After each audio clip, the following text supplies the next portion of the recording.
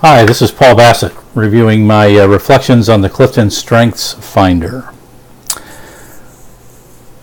Recently I spent an hour with Carol Bongard on the phone reviewing my results for this test. My top 5 strengths are, as you can see on the screen, learner, intellection, strategic input, and ideation. Interestingly, all of these strengths are in the reflect or green quadrant of the enhanced core clarity key. Carol told me that of the many thousands of these tests that she has administered, she's only seen approximately 6 that were all green. And it turns out that only about 1% of those that take the test fall into that category. Carol began by explaining to me that the strengths are not what we do, but rather what we are. They shape how we see the world when we get out of bed in the morning. 2 of my strengths, learner and input, actually intensify each other. She remarked how these 2 work incredibly well together. 2 other strengths, strategic and input, actually combine to become what she called analytical.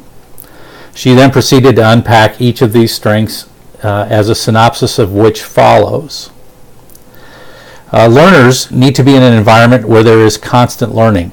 Without it, I would be what she said is squelched. I would be easily bored doing the same thing over and over again. In the intellection area, Carol showed me that I need to have time to think. This will usually lead to higher quality actions. However, the caveat of this strength is to communicate at the level of my audience. I related to Carol how real this was, as I had been told by my wife that I often communicate over the heads of my audience. The next area of strength for me was strategic. Carol explained that this ability allows me to see a situation from 40,000 feet, to ascertain the path forward as well as develop contingency plans. She warned that I should be careful around people without this level of clarity. Number 4 is input. Carol and I reviewed the description for this, which included, quote, unbelievably wide bandwidth for accumulating information, possessions, and or people, close quote. We laughed as I remarked how apt a description this is of my life. I explained to her that my office has 2 computers, a tablet, as well as a television, which are usually on at the same time. Additionally, I'm likely to be doing research, emails, etc. on my phone. The point is that I actually love input. Last is ideation. I'm naturally creative and dynamically experience the world from a variety of perspectives. I don't like the way to look at the way things have always been done. So this places me in the category of guru, which is kind of an uncomfortable title for me.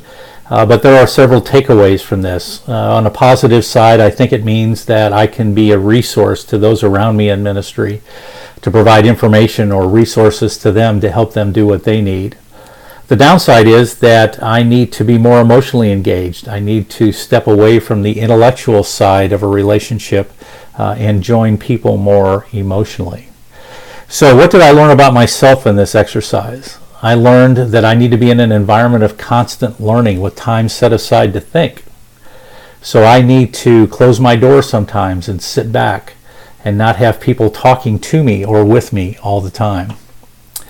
Second, I need to be in a situation where I can see the whole field of play, a view from 40,000 feet. So I need to understand how other parts of the ministry are interacting with the overall ministry. I need to be able to see how the church fits in the community, how the church fits in its denomination, etc. And I need to be in a place where I receive a wide variety of inputs. So I would look forward to ministers from various different parts of the church interacting with me, giving me ideas, sharing ideas, having conversations on an ongoing basis. Next, what did I learn about interacting with others? I learned that I need quiet time and time away from others. That I need to develop the ability to talk to people in terms that they will understand. And I learned that emotional bonds are more important than winning debating points. So what does this mean for me in ministry? It means that I need to find one that's intellectually challenging. I need to be able to keep things simple and sincere. And I need to encourage a broad range of perspectives in the theological enterprise. In closing, I'm reminded of this, the words of Jesus in Matthew 22, where Jesus said, "Love the Lord your God with all your heart and with all your soul and with all your mind." I'm impressed by the fact that there's a certain order here that Jesus gives us, that we love people first with our hearts and souls, and only thereafter do we come at the situation or the relationship with our minds. At any rate, those are the things that I've taken away from this exercise. I think it was very valuable and helpful for me, and I hope it was for you. Many blessings, and thank you for your attention.